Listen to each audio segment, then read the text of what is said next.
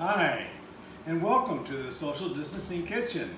Say that 3 times fast. Social Distancing Kitchen, Social Distancing Kitchen, Social Distancing Kitchen. That's hard. That's what we're going to call our series. This is how to cook at home in the time when we're supposed to be staying at home as much as possible.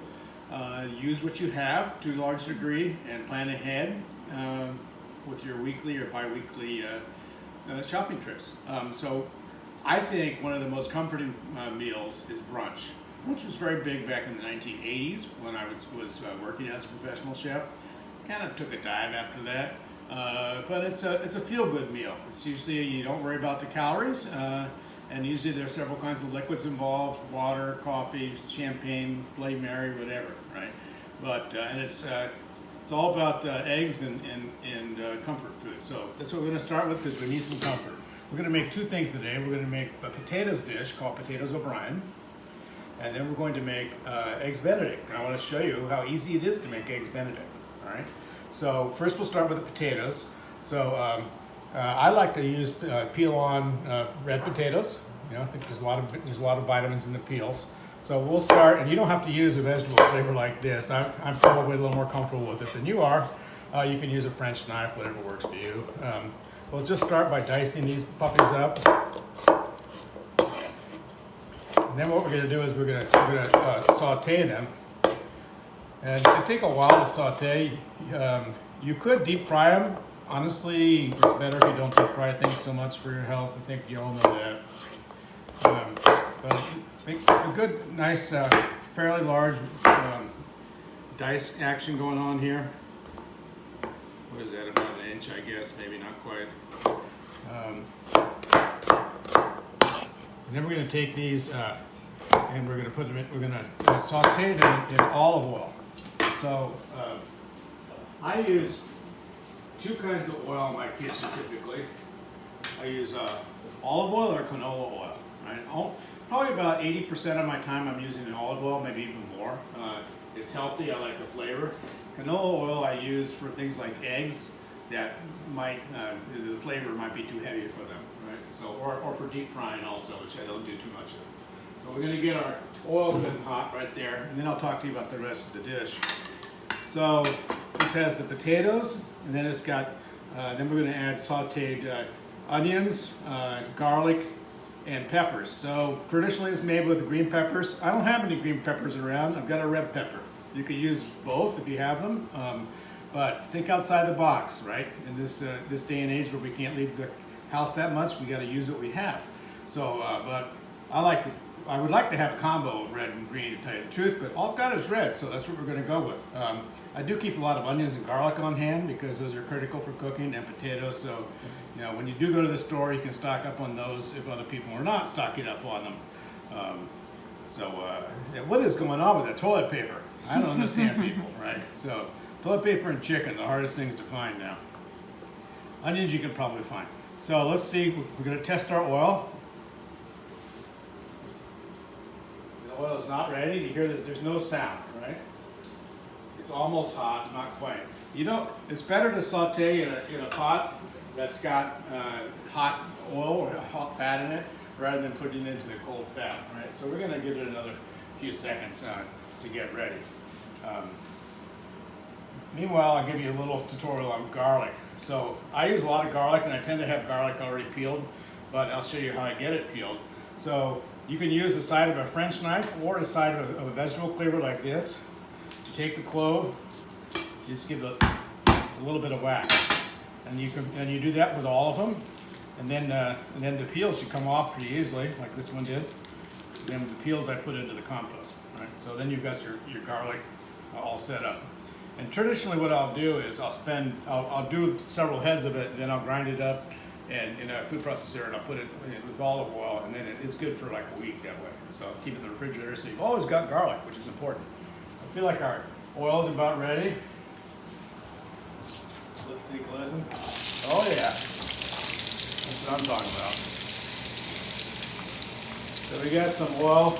I'm going to keep this thing stirring the hot oil. Potatoes will stick pretty easily. So you know, so this is a classic saute pan. So I'm getting about a medium-high heat on this. Most of you probably don't have a burner quite like that. So that's a pretty powerful wok burner, but so don't need quite as much heat. So I'll tell you something. This is a saute pan, right? So saute pans have got kind of a curved edge like this. It's because they look cool, but actually the other reason is that you actually don't need a spoon to stir with. You can learn how to do it like this. So if you want to learn how to do that, I recommend you just taking some dry beans and then practice before you've got some product that you're going to make a mess with. But after a while, you know, just a little bit of an action, you'll be able to figure it out. So we're going to let that cook for a little while. I'm going to swing over here and work on our onions and peppers and garlic.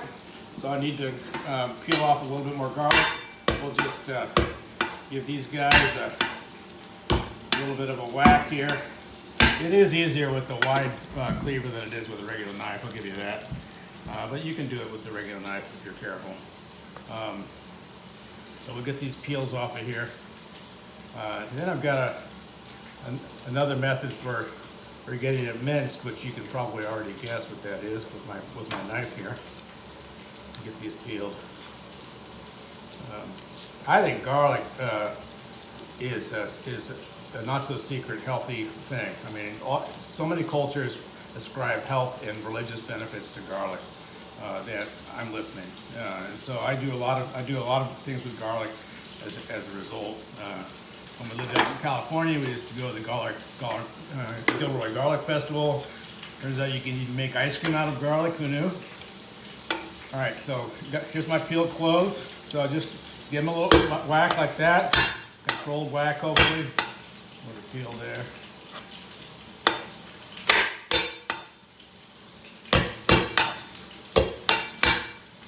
All right. Chop them up. And then you get your minced garlic. Or you can peel up a bunch of them and put it in the food processor, and you'll have minced garlic that way too. Especially if you want to use the quantity of it that I do. Give this a stir. Start it a little bit.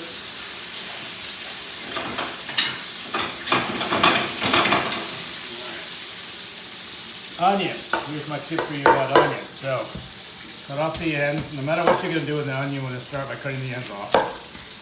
Now, if you want to dice it, go down the middle, and you can, if you're doing more than one, just do them all at once.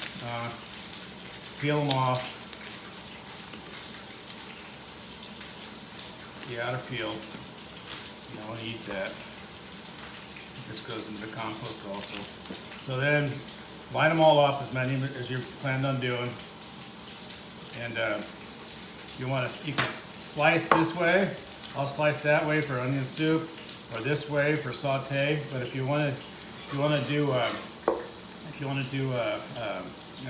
dice, then cut it till it's almost at the end, right? See next to my finger there, almost at the end. And then you turn it like this. You get those nice dice pieces, and then for the end, because you got the end pieces whole, you got to turn on its end and do that. So we'll try this again.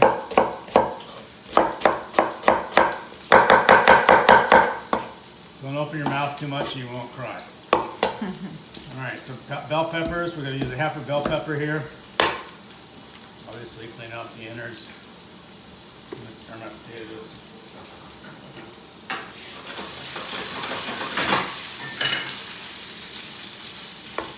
Now, my tip on the bell peppers is you can cut from the outside, but if you're like me, you don't sharpen your knives very often, that can get kind of dangerous. So, cut from the inside,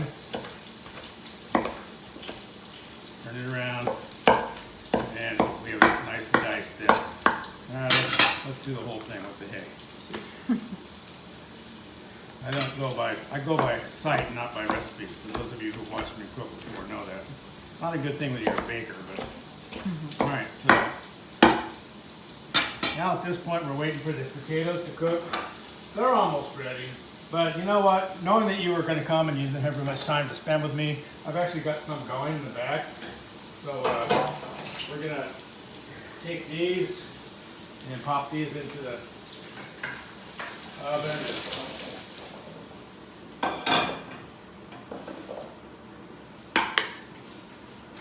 You can do it this way too at home. We'll get them cooked for a while. Get kind of tired of sauteing. Oh, just like Julia Child, I happen to have some potatoes in the oven to add to the dish. And here they are. So they're not completely cooked, they're like almost cooked, because the thing is these take a long time to cook and these take a little less time to cook, right? So we're gonna put these into the pan again, get some heat on there.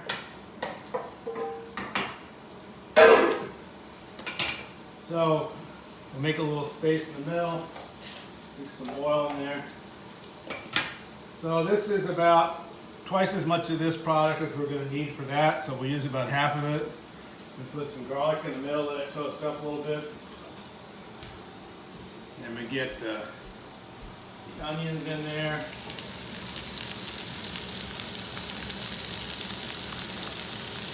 And our bell peppers. All right, so the potatoes are, you can't really tell by feeling because you're watching TV, but these are not squishy just yet. They're semi-squishy, right? We're almost there. If they were squishy, then the thing's going to be all mushy in the end. But you want them having so that since they do take longer to cook than the actual potatoes, you want to have a kind of al dente or a little bit crispy, not too crispy. All right. So we're going to let that cook. We're going to turn the heat down on the low because we're going to work on our next project, which is going to be Eggs Benedict. Now you probably think that Eggs Benedict is very difficult to make, and the truth is you can actually screw it up. Lord knows I've screwed up a few of them in my time, but sometimes when you screw it up you can fix it easily too. So we'll start with the Hollandaise because that's probably the thing that's more difficult or more unusual for you to make. So I like to use fresh eggs. These are fresh local eggs from the Silver Valley Farm. If you happen to be from Crawfordsville, shout out to Silver Valley Farm. You can buy these at Four Seasons Market, downtown Crawfordsville. Even our little town has got some great farm-to-table operations. So we'll take some, we're going to use 3 eggs. We're going to use 3 egg yolks to be exact for this project. Now, separating an egg. It's not that hard, really, people. You can get an egg separator, but I think you're wasting your money. You can, or you can use the shell. We'll do that way the first time. We don't want the yolk, the white to this dish. We want the yolk. So we'll crack the egg, toss it back and forth between the shell, let the white come off, and then put the yolk in there. All there is to it. Or you can use the tool that God gave you, which is your hand. Just let it run through your fingers. Takes a little practice, I'll give you. Yolk in there. I'm putting the yolks, the shells into the compost pit. There's my yolk. All right, I'm gonna rinse my hands off real quick.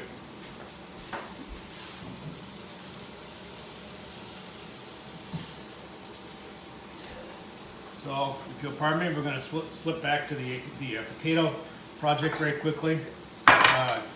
Just needs a little bit of seasoning, basically salt, and you do this to taste, okay? Salt, a little pepper, and then that's done. I'm going to put it in here to keep warm. Voila. Potatoes and brine. So you got your 3 egg yolks here.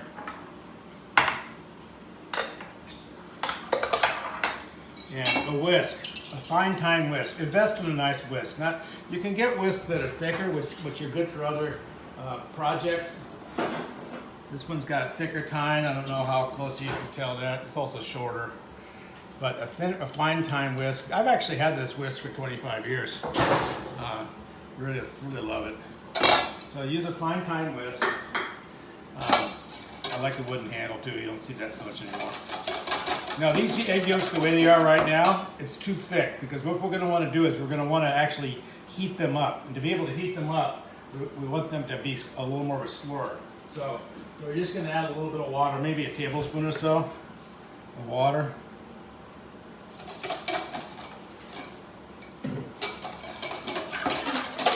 kind of a slur like that, right?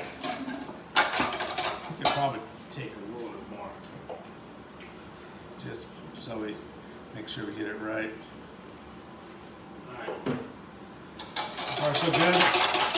Egg yolk and water. All right. Now we're going to work on the stove for a little while.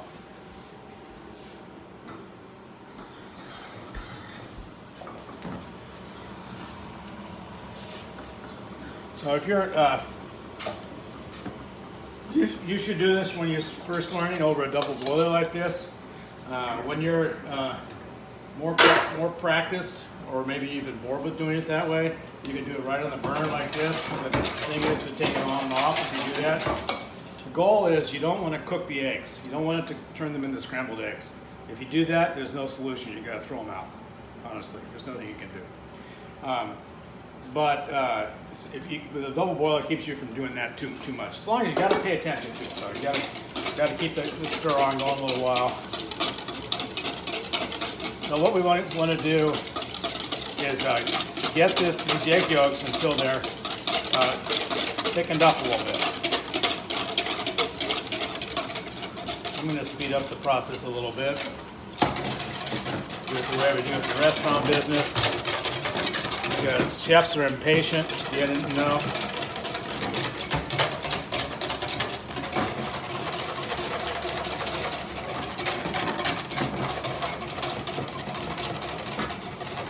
See how it's starting to get a little thicker, right?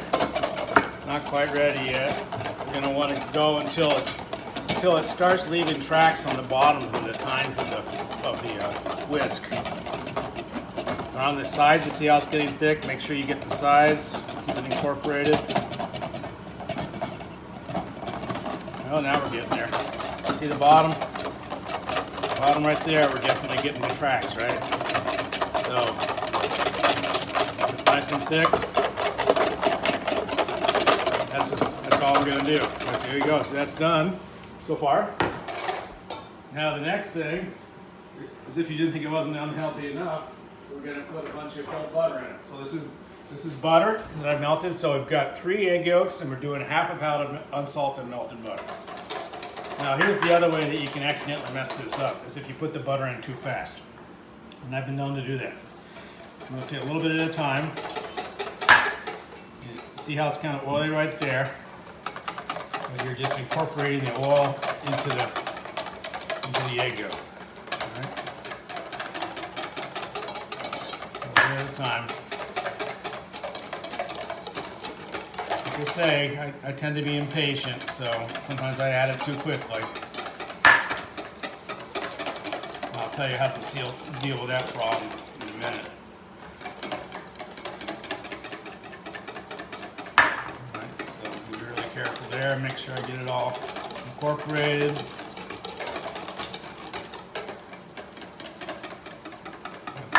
Able to put larger quantities in at a time once it's getting a little more incorporated.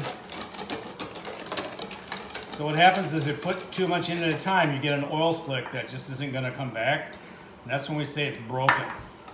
You break the sauce. So there are ways to fix that. I'm waiting to see if I break it, which I hope I don't, but if I do it, I can show you in real time how to fix it.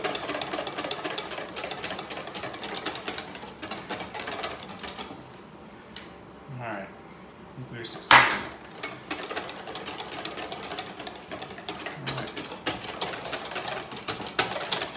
Alright, see how it's nice and creamy. It is not broken. It's a little thick, so I'm going to add a little bit more of the whey. Butter at the very bottom of the melted butter, you have whey. You know, it separates into 3 parts, and only the big middle part is actually oil. So a little bit of the whey to thin it out, because we thickened our eggs up but good, so we can actually thin it out a little bit there. Alright, so what do you do if you break it? Well, if it's broken and it looks like an oil slick, you can start it with a new egg yolk if you want, or you can take a clean stainless steel bowl with a little tablespoon of cold, icy cold water, and then whisk the broken sauce into it. Or if you break it as many times as I have, you can actually drizzle a little bit of ice water and then in the side of the bowl, and then reincorporate it this way. So now all we got to do is season it. So that what it takes is and you know, to order a little bit of salt. I like to use fresh lemon. Guess what? I haven't got any fresh lemons right now because the one time I went to the market in the last 2 weeks, I didn't buy any. So get a little bit of lemon juice on hand. So it's good to have that on hand. And then a lot of people like to put a little something, something spicy in, not to make it spicy, but just to take the rich edge off just a little bit. You're not even going to taste it, honestly. And so I put a little bit of Tabasco in, maybe that much. It's not going to taste like Tabasco, but it takes the edge off. Now I'll take a little taste here. Yeah, that's good. Definitely good. So here's the thing about hollandaise sauce. You can't store it. You can't keep it overnight. You should not keep it more than an hour and a half or 2 hours, because then when it's at 55 degrees, it develops a lot of icky organisms, right? Makes somebody sick. So until you use it, you got to keep it warm, not hot, right? And that could be a bit of a challenge. You got to keep an eye on it. So I'll usually somewhere near the stove is not a bad idea. And if it starts to seem like it's getting a little chunking up cold, then you can put it on the stove and heat it up a little more. But this is basically done here. All right, you can put this back. I'll put it at the edge, the back edge of the stove where it's not hot. Then we have our eggs that we do next. So eggs Benedict. Traditional eggs Benedict is English muffins, Canadian bacon, poached egg, and hollandaise sauce. That's it. You can do lots of variations. And in this time of social distancing, when we don't get out to the market very often, you might need to be a little bit creative. I don't have any Canadian bacon right now, right? I don't have any ham right now. I do have some bacon that I keep on hand. I usually keep a certain amount of cooked bacon on hand, which I've heated up. So we're going to use this cooked bacon, and you can also use avocado, which we'll do one with avocado also. You can use spinach. We used to make one with artichoke hearts out west. Anything that's like soft enough on the bottom that makes you feel good. Maybe turkey meat. Whatever you want to do is fine. I also don't have any. Don't happen to have any English muffins, which is the classic bread, right? So what I did do when I went to the market was stock up on frozen whole wheat bread, so we're going to use that. So I've toasted a couple pieces of frozen whole wheat bread. I'm going to cut them so that they'll be an appropriate size for the egg. And then we're going to keep them waiting on the plate here. So it's all set to go. We will, in preparation of this, we'll put the bacon down on one of these. All right. And we're going to put some avocado down on the other. Always an adventure opening an avocado. You never know what kind of shape it's going to be in. This one's not too bad. So let's get a little avo down.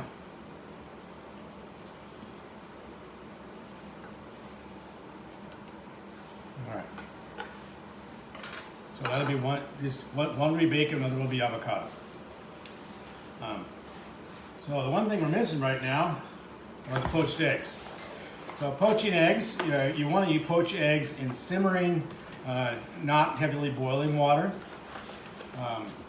And so I like to use a high ridge pan like this. You want a slotted spoon like this to be able to retrieve them when they're done.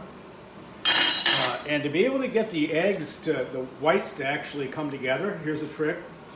Put a little bit of white vinegar in the water. All right? Not a lot, just enough so you can barely taste it. But this acts chemically to have the eggs bring the egg white together. So then we're going to put them in one full sweep. One. You can use 2 hands if you want. 2, And you notice it's somewhere between a simmer and a boil. It's like a hard simmer or a soft boil, depending on how you want to look at it. And we let these, will take a few minutes, right? And in the restaurant, what we do is we cook off a whole bunch of them and then keep them in an ice bath. And then when we get an order, we take them up and we get them up in hot water. But if you're only making a couple orders, you can do them all at once like this. So I'll check on my sauce. It looks still pretty good. Seems like the temperature level is okay on that. Let's take a look. So you can see here that the whites are not done yet. Maybe another minute, a couple minutes probably, right? Meanwhile, we can get our potatoes out.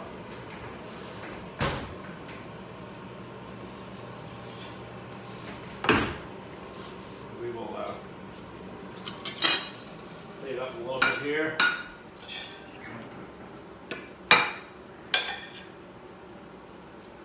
It is O'Brien.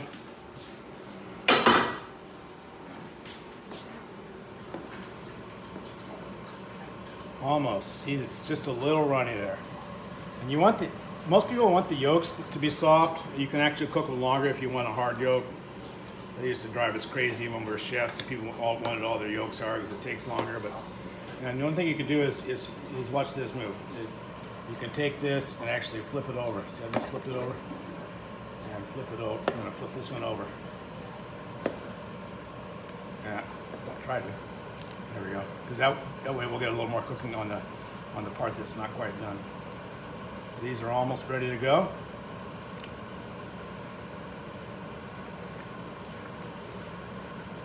So you want to have your plate nearby or whatever you're going to load it onto, because you don't want to walk around with this poached egg if you can avoid it. I'm going to grab a little spoon.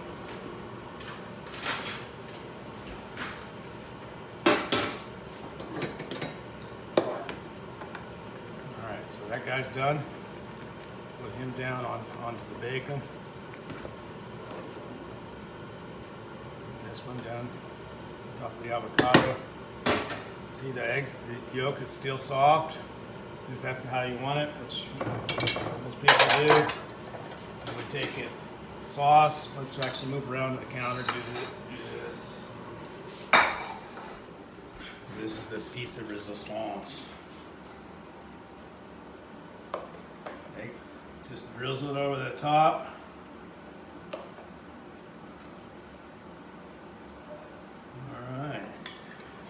So there's eggs Benedict, both bacon or avocado. Shout out to all my fellow chefs there. Shout out to my friends from Bon Appetit, the people who gave me this chef's coat, who I work with at Wabash College. And Bon Appetit, everybody stay safe and eat well. That's it, thank you.